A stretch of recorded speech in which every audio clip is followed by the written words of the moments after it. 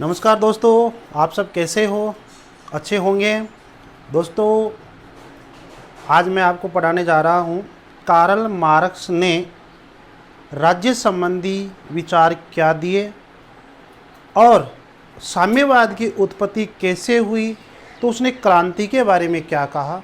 तो आज मैं राज्य और क्रांति से संबंधित जो मार्क्स के विचार है उसके बारे में बताने जा रहा हूँ मेरे दोस्तों। तो हम देखते हैं कि राज्य और क्रांति संबंधी विचार देखते हैं दोस्तों। जैसे प्लेटो और अरस्तु ने राज्य को एक स्वाभाविक संस्था माना है मेरे दोस्तों। क्या माना है?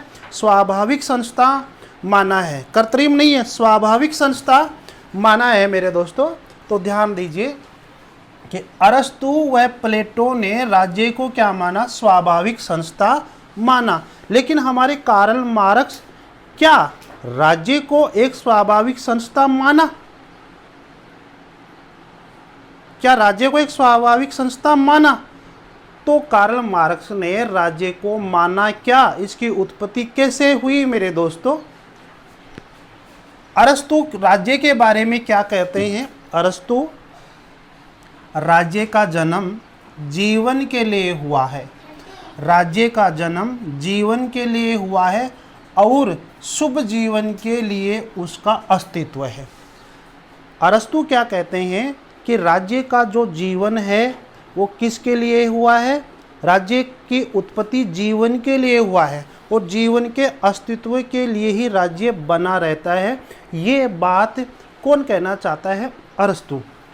अरस्तु से ये बात समझ में आती है इस पंक्ति से कि अरस्तु ये चाहता है कि राज्य ही ऐसी चीज़ है जिसके द्वारा समाज का विकास होता है, समाज लोक कल्याणकारी बनता है मेरे दोस्तों।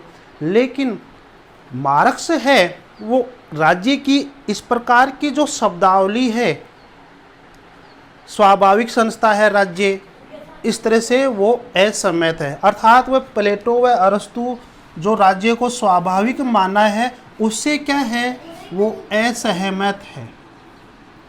अर्थात इस प्रकार की विचारधारा का उसने क्या कर दिया? खंडन कर दिया। क्या कर दिया? खंडन कर दिया। तो फिर मार्क्स राज्य को मानता क्या है मेरे दोस्तों? तो मार्क्स मानता है कि राज्य का जन्म जीवन के लिए नहीं हुआ है, जैसे कि अरस्तु ने कहा है। और वो कहता है अरस्तु शुभ जीवन के लिए राज्य का जन्म हुआ है, अस्तित्व हुआ है, लेकिन शुभ जीवन के लिए नहीं हुआ। तो फिर राज्य का जन्म हुआ कैसे है? तो ध्यान दो, इन पंक्तियों से आप समझ जाओगे आप कि मार्क्स के अकॉर्डिंग राज्य क्या है। तो मार्क्स ये कहता है कि राज्य क्या है? कि राज्य एक वर्ग यंत्र है, किसी एक वर्ग को बढ़ावा देता है। ठीक है, एक वर्ग यंत्र है। और राज्य क्या है? शोषण का यंत्र है। तो वो कौन से वर्ग को बढ़ावा दे रहा है मेरे दोस्तों? पूंजीपति वर्ग को। कौन से? पूंजीपति वर्ग का क्या करता है? बढ़ावा देता है। और राज्य शोषण का यंत्र, राज्य शोषण कर रहा है किसके माध्यम से? पूंजीपतियों के माध्यम से। ठीक है, तो आप ये समझ में आ गया होगा कि राज्य क्या है। तो राज्य के द्वारा देश दुनिया का भला नहीं हो सकता, ये बात मार्क्स कहता है कि राज्य क्या करता है कि शोषण का यंत्र। और शोषण कैसे करता है? पूंजीपतियों के माध्यम से। ठीक है, अब ये बात सामने आ गई कि वो पूंजीपतियों के माध्यम से शोषण करता है। तो शोषण किसका करेगा मेरे दोस्तों? सर्वहारा वर्ग का। सर्वहारा वर्ग का अर्थात मजदूर वर्ग का क्या करेगा? शोषण करेगा। ठीक है, शोषण कैसे करेगा? जैसे अतिरिक्त जो मूल्य है, अतिरिक्त मूल्य किसको दिलाएगा? राज्य पूंजीपति वर्ग को दिलाएगा। ठीक है, पूंजीपति लोग क्या करते हैं? कल मैं पहले वाले वीडियो में बताया था कि एक तो मजदूरी कम करते हैं, काम के घंटे बढ़ा देते हैं, तो मजदूरी कम कर देते हैं, काम के घंटे बढ़ा देते हैं, तो उससे जो अतिरिक्त मूल्य मिलता है वो कभी भी सर्वहारा वर्ग की जेब में नहीं जाता है। तो किसकी जेब में जाता है? वो जाता है पूंजीपति वर्ग की जेब में। तो ये जेब में क्यों जा रहा है? यदि राज्य चाहे कि अतिरिक्त मूल्य मजदूर वर्ग के हाथ में जाए, मजदूर वर्ग के जेब में जाए, तो क्या ये हो नहीं सकता। लेकिन राज्य क्या करता है, राज्य पूंजीपतियों की जेब में मजदूरों का जो अतिरिक्त मूल्य है, जो श्रम के द्वारा कमाया गया अतिरिक्त मूल्य है, वो पूंजीपतियों की जेब में भेज देता है। तो एक बात तो ये सामने आ गई मेरे दोस्तों कि कार्ल मार्क्स के अकॉर्डिंग जो राज्य है वो पूंजीपतियों को बढ़ावा देता है और मजदूर वर्ग, सर्वहारा वर्ग का क्या करता है, दमन करता है। ये बात आप याद कर लीजिए। अब ध्यान दीजिए, तो राज्य क्या है, तो एक शोषण का यंत्र है। वह पूंजीपतियों के माध्यम से गरीब व्यक्तियों का, सर्वहारा वर्ग का क्या करता है, शोषण करता है। ठीक है मेरे दोस्तों, अब थोड़ी सी आगे चर्चा करेंगे इसके बारे में। अब मेरा क्वेश्चन ये है कि कार्ल मार्क्स के विचारों में राज्य की उत्पत्ति हुई कैसे। यहां आपको पता है कि दो वर्ग नजर आ रहे हैं, दो वर्गों में एक वर्ग को बढ़ावा देने के लिए, अर्थात पूंजीपति वर्ग को बढ़ावा देने के लिए, पूंजीपति वर्ग के हितों की रक्षा करने के लिए, उनकी संपत्ति की रक्षा करने के लिए, उनकी कंपनी उद्योगों की रक्षा करने के लिए राज्य का जन्म हुआ है। ये मानता है कार्ल मार्क्स। लेकिन क्वेश्चन ये है कि वह कौन सी अवस्था है जहां से राज्य की उत्पत्ति हुई है। दिमाग लगाइए। तो मेरे दोस्तों देखो, प्रारंभिक जो अवस्था थी, ऐतिहासिक भौतिकवाद जो सिद्धांत दिया, उसने इतिहास की 6 अवस्था बताई मेरे दोस्तों। कितनी अवस्था? 6 अवस्था बताई। तो उसमें पहली जो अवस्था थी, मैंने आपको एक फार्मूला लिखवाया था कि आधा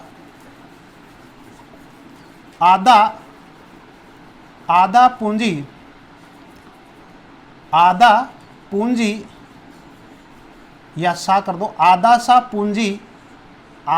पूंजी समाज में साम्य है।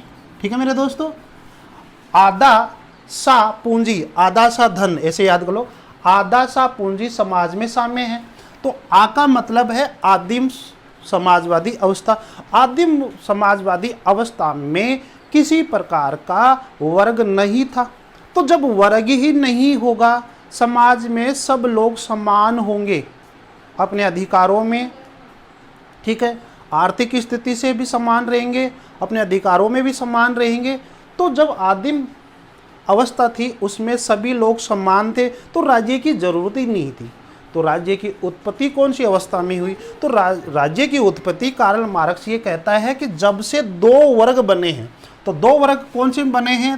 दा यानी दास प्रथा, दा यानी दास, जब समाज आया, अर्थात जब 2 वर्ग आए, 2 वर्ग मतलब दास समाज, अर्थात दास युग आया, दास अवस्था आई, दूसरी अवस्था आई, तो उसमें 2 वर्ग बन गए। लोग कृषि, पशुपालन, व्यापार, जमीन पर कब्जा कर लिया, खेती करने लगे और 2 चीज़ें सामने आ जाती अपने, और लोगों के पास थोड़ा बहुत पैसा होने लग गया।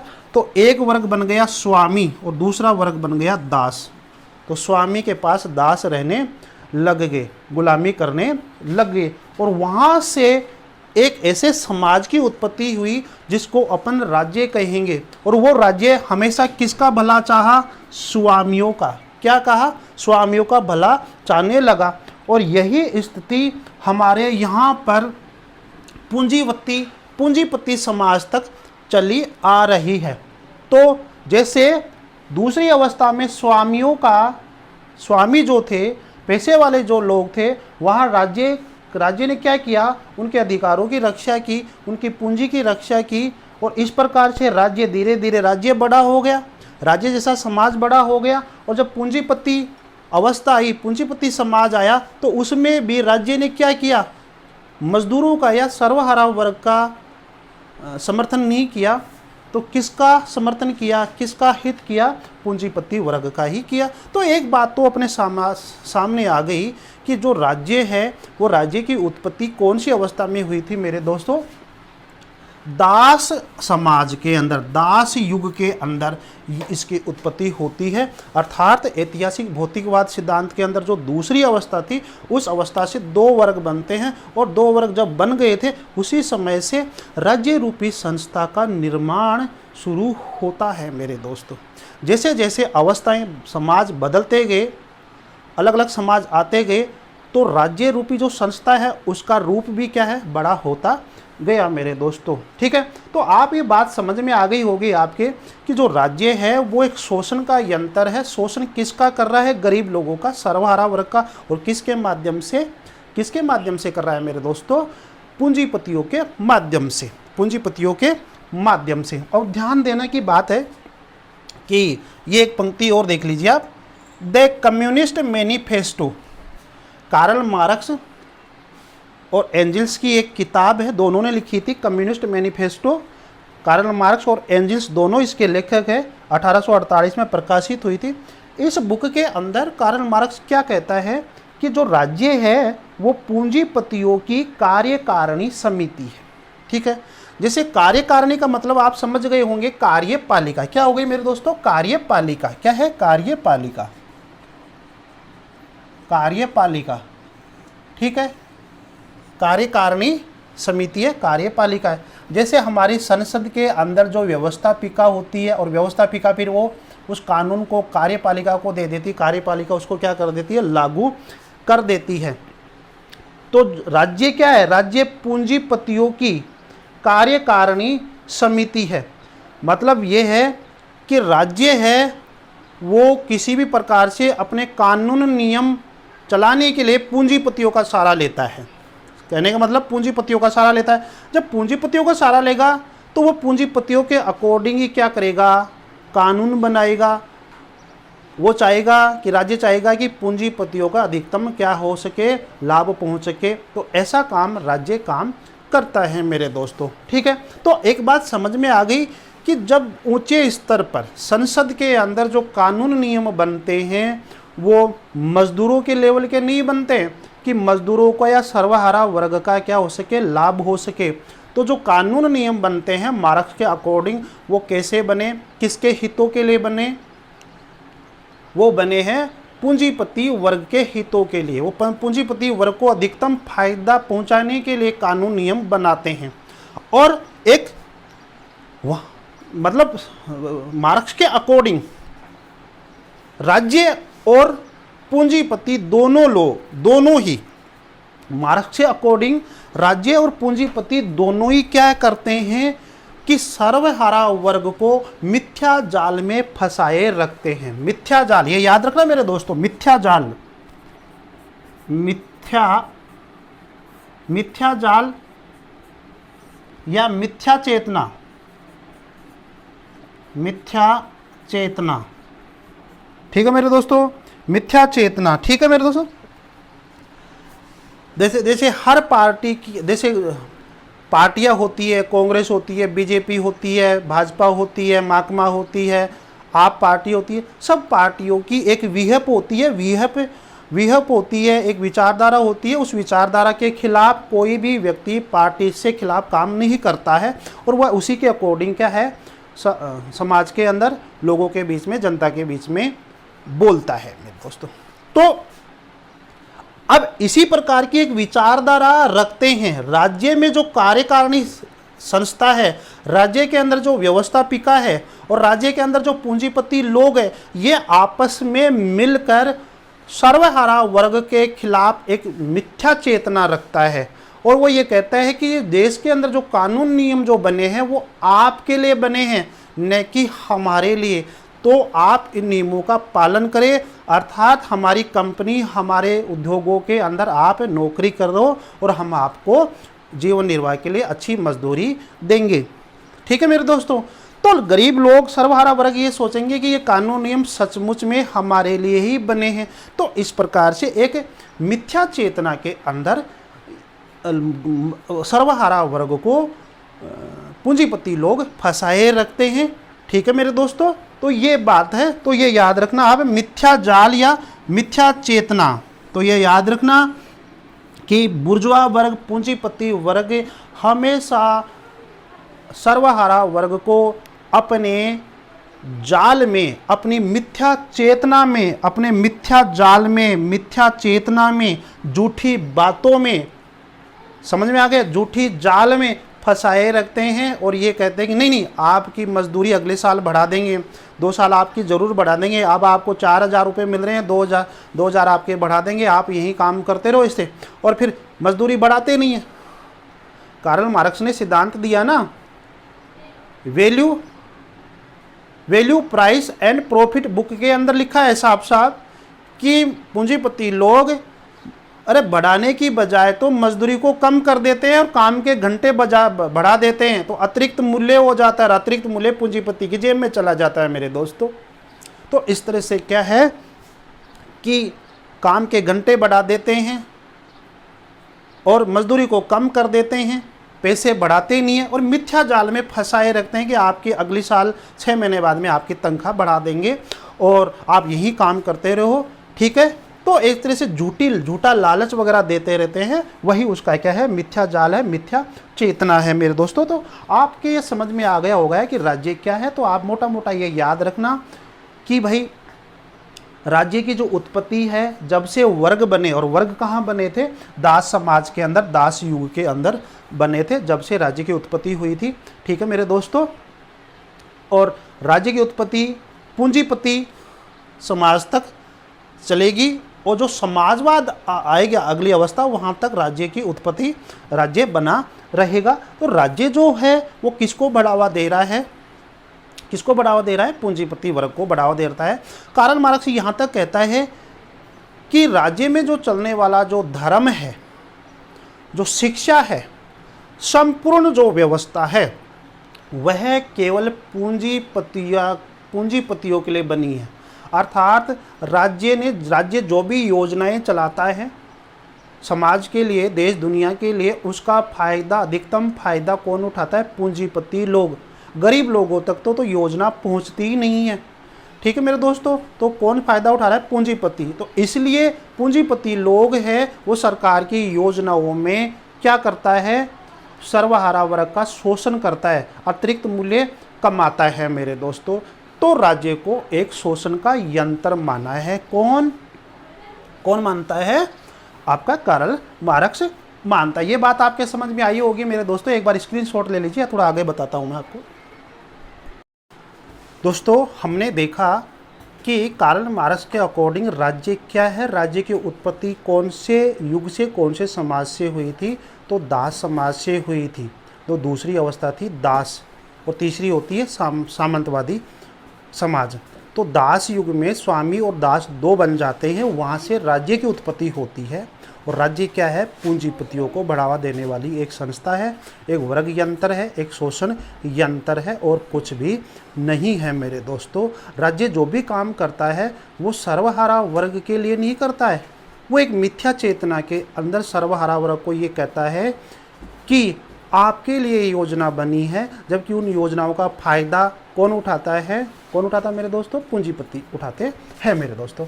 अब क्रांति के बारे में बात करते हैं। तो क्रांति के बारे में कहते हैं कि कार्ल मार्क्स ने एक कथन कहा था कि जिस प्रकार से बुर्जुआ वर्ग ने सामंतवादी समाज को हटा दिया, मतलब जिस प्रकार से या जिन शस्त्रों से बुर्जुआ वर्ग ने सामंतवादी समाज को हटा दिया, ठीक उसी प्रकार से अब सर्वहारा वर्ग उन्हीं शस्त्रों से, उसी प्रकार के शस्त्रों से बुर्जुआ वर्ग अर्थात पूंजी वर्ग को हटा देगा। ठीक है, ये बात कही थी। तो हमें ये पता लगता है कि कहीं ना कहीं कार्ल मार्क्स जो है वो दो प्रकार की क्रांतियों के बारे में बात करता है मेरे दोस्तों। तो ध्यान दो, अब सबसे पहले बात करते हैं कि क्रांति क्या है कार्ल मार्क्स के अकॉर्डिंग। तो कार्ल मार्क्स ये कहता है कि जो समाज में परिवर्तन होता है वही क्या है, क्रांति है। समाज में जो परिवर्तन होता है वही क्या है, क्रांति है। और समाज में परिवर्तन मैंने आपको बताया था कि सबसे पहले देखो आधा सा पूंजी समाज में शामिल है, तो आ का मतलब क्या हो गया मेरे दोस्तों, आदिम, आदिम समाज।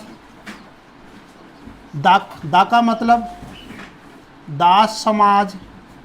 सा का मतलब सामंतवादी समाज।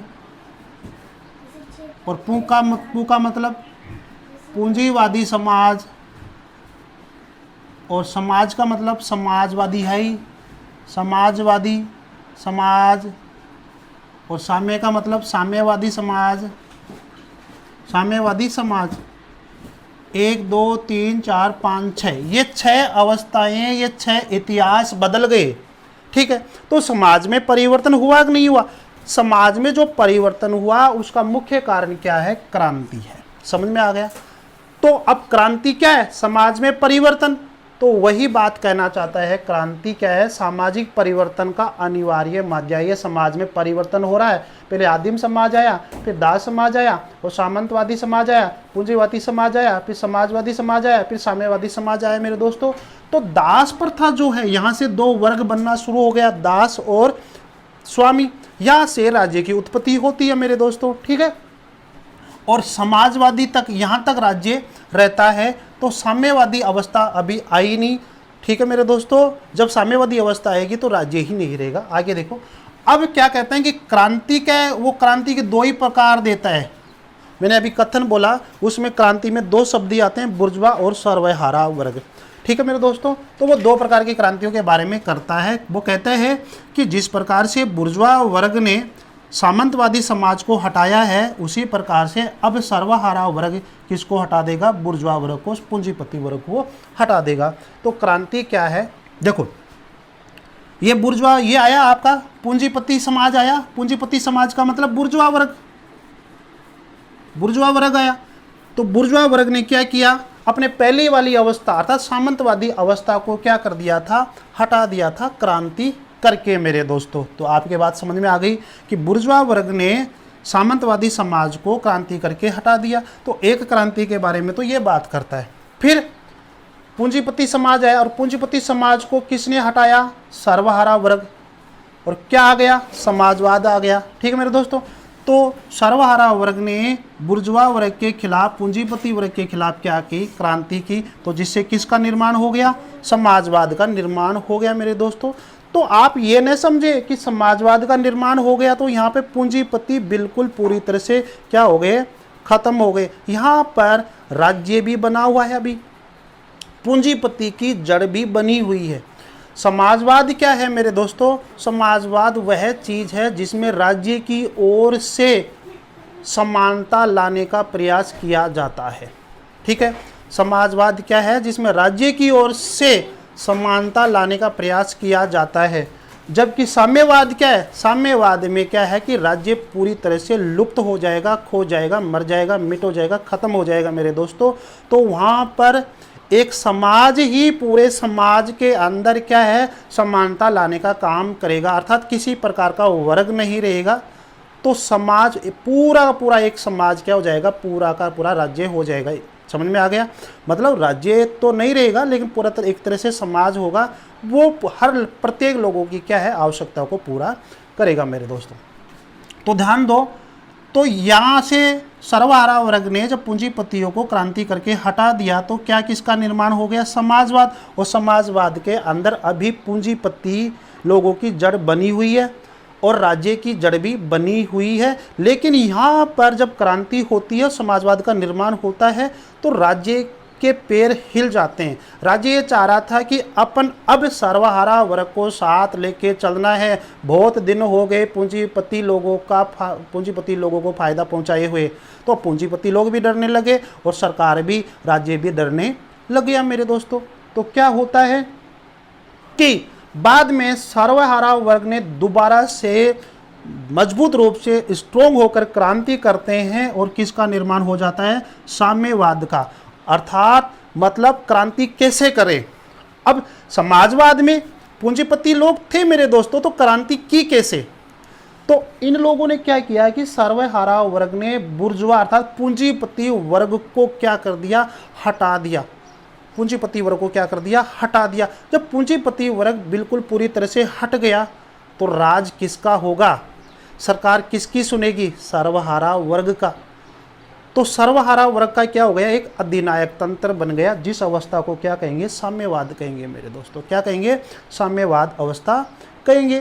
तो कार्ल मार्क्स ये कहना चाहता है कि यदि आप राज्य को लुप्त करना चाहते हो, यदि आप राज्य को खत्म करना चाहते हो, तो राज्य की जो जड़ें जो पूंजीपति वर्ग के अंदर घुसी हुई है उसको मिटाना होगा। आपको सबसे पहले पूंजीपति वर्ग को समाप्त करना होगा। जब पूंजीपति वर्ग समाप्त हो जाएगा तो ये माना जाएगा, निश्चित रूप से माना जाएगा कि राज्य लुप्त होने की कगार पर है। और फिर कुछ ही समय में, कुछ ही वर्षों के अंदर राज्य जैसी संस्था ही नहीं रहेगी मेरे दोस्तों। और चारों तरफ किसका अधिनायक हो जाएगा, किसका राज हो जाएगा, तो सर्वहारा वर्ग का राज होगा मेरे दोस्तों।